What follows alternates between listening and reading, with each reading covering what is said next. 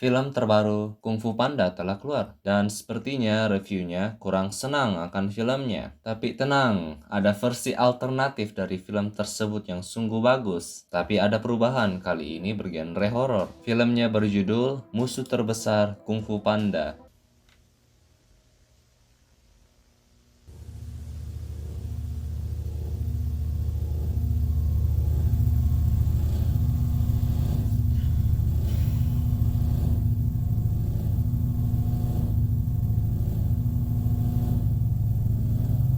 How did you find these?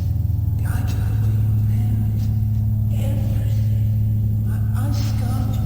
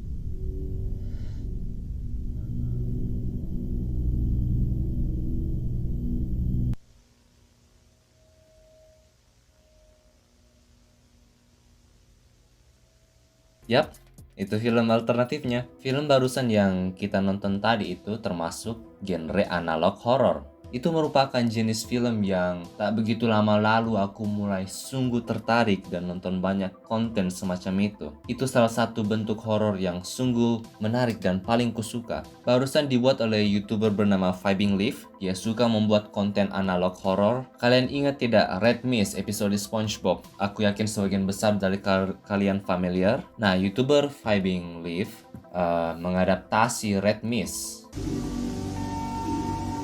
Video ini dan seperti sebelumnya mengeksplor hal-hal kelam kayak bunuh diri dan depresi. Kayak seharusnya aku berikan peringatan ini dari awal. Jadi kalau kalian tidak nyaman akan hal berbau begituan, kalian bisa tidak menonton ini.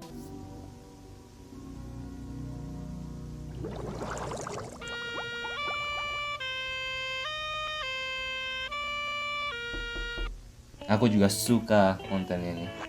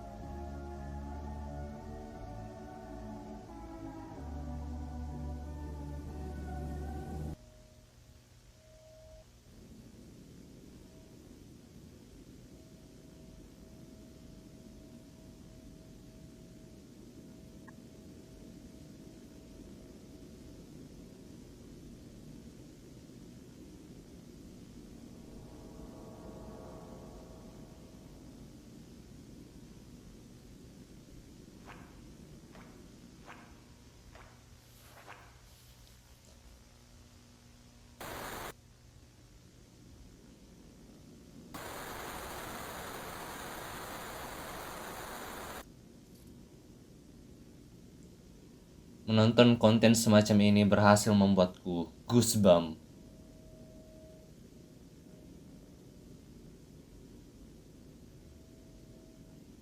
Yang dimana film horor lainnya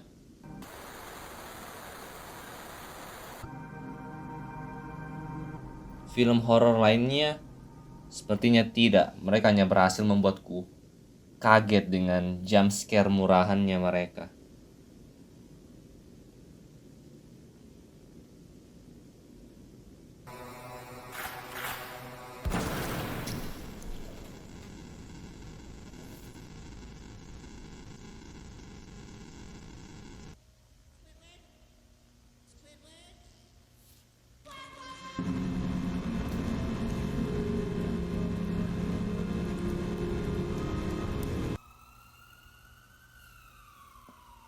Oke, what a feeling. Aku suka membuat kalian merasa tidak nyaman. Jadi, apa itu analog horror? Sesuai namanya, itu adalah horor di dalam bidang media analog. Salah satu contohnya yaitu VHS. Ciri-ciri yang sama dari kedua video yang sudah kita nonton itu memiliki efek VHS. Vibing Leaf juga buat analog horornya Minecraft. Nah, ketika aku bilang bentuk horor yang paling kusuka itu adalah analog horror, itu kurang tepat. Lebih tepatnya adalah bentuk horor yang kusuka adalah kombinasi analog horror ditambahi penyingkapan atau revealing korupsi di balik konten masa kanak-kanak yang tersamar. Ada sesuatu yang sungguh menyeramkan dari sesuatu yang tidak seperti pada kesan pertama. Kayak konten masa kanak-kanak, film kartun yang menemani hari Minggu kita, yang sudah menemani kita sampai usia dewasa, ternyata tidak semanis yang kita kira. Ternyata mereka menyembunyikan sesuatu yang sungguh kelam, sungguh buruk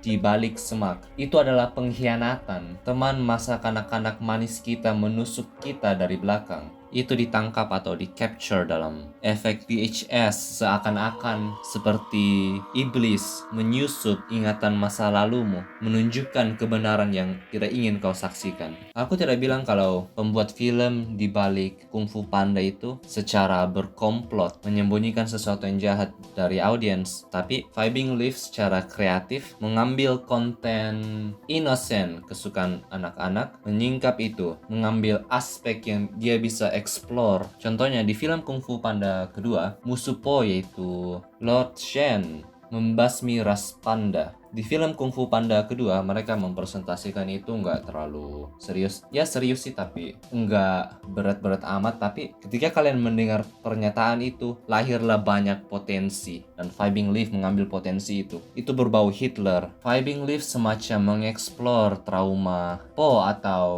orang yang berhasil bertahan hidup dari masa Nazi. Meskipun berhasil bertahan hidup, trauma dan kehancuran yang ditinggalkan oleh Hitler masih tinggal di jiwa Po. Hal lain yang bikin ini menyeramkan adalah horor dari tragedi melihat orang mulia jatuh atau menunjukkan sisinya yang sungguh terpuruk. Itu kayak menghancurkan harapan kita. Kayak orang mulia saja bisa jatuh terpuruk, apalagi kita. Red Mist itu di film pendek ini menyimbolkan aura keinginan bunuh diri.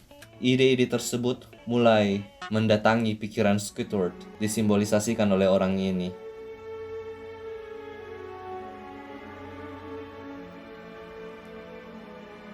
Oh, the dreadful coming of the Red Mist. Itu peringatannya selagi berharap Red Mist juga tidak datang.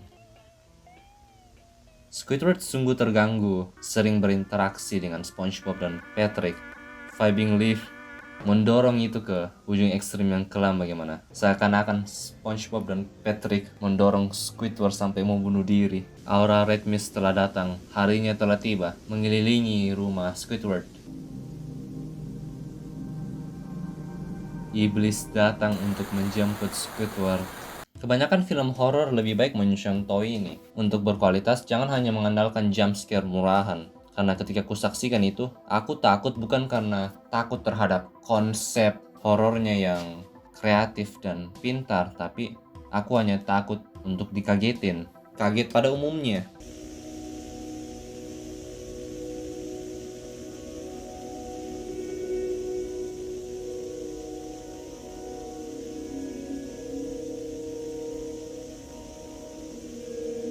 Dengar, terkadang-kadang ikan tidak ingin hidup, dan itu bisa atas banyak alasan.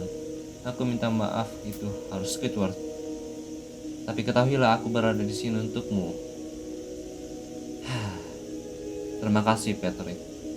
Kau tahu, aku sungguh menghargai kau untuk menjadi temanmu.